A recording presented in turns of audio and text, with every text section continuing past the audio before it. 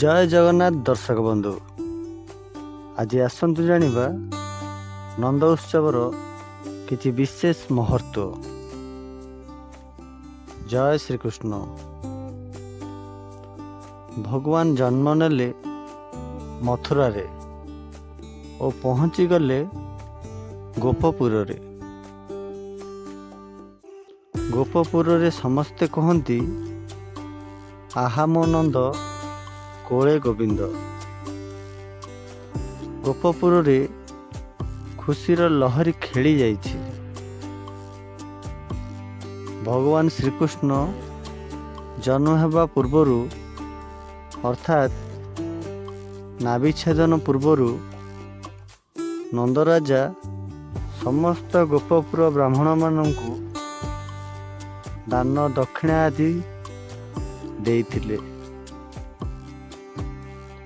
ओ नांदीमुखी श्राद्ध कराइथिले। श्रीकृष्ण जन्म हेबा परे सारा गोपपुर रे नंदराजा उत्सव मनाइथिले। यह थिला गोपपुरर नंदराजांकर नंदोत्सव। यही नंदोत्सव पुणी श्रीमंदिर सहित मध्य जड़ित रही। श्रीमंदिर रे सकाळ मंगल आरती सरिबा परे रामकृष्ण विजय करती। रामकृष्ण महाप्रभुଙ୍କ पाखरु आज्ञामाଳ नहीं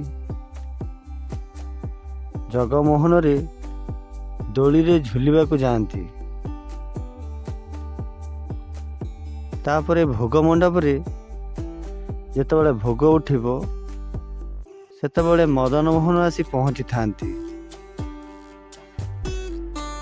रामकृष्ण और मदन मोहन एक पालंकी रे बसी माँ लक्ष्मीकर घर को जाई थांती। पौराणिक कथा हिसाब रे नंद उत्सव दिन माँ लक्ष्मीकर द्वारे एक दुआलिया गाई और गोटे कौलिया बाछुरी निश्चय छिड़ा होइथिबो।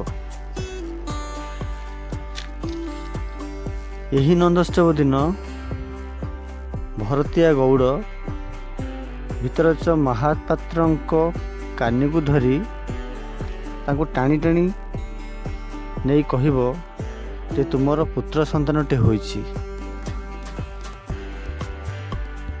यही परंपरा श्रीमंदिर सहित बहुत धूमधाम रे पालन होता है।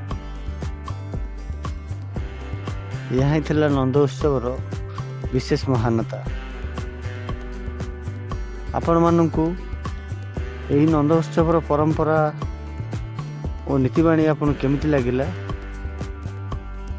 कमेंट माध्यम रे निश्चय जणेबे। रहुची देखा पुणी परवर्ती वीडियो रे। जय जगन्नाथ।